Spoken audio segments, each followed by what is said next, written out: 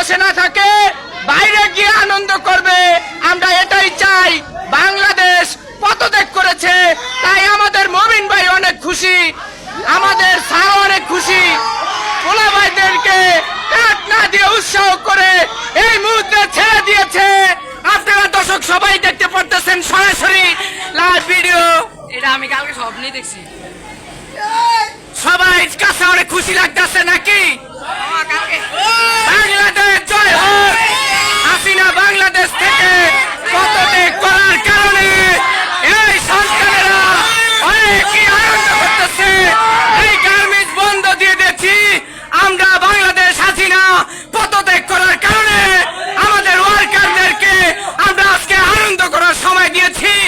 চলে যাও তোমরা, বাচ্চা দন আমার। বিদায় বিদায়।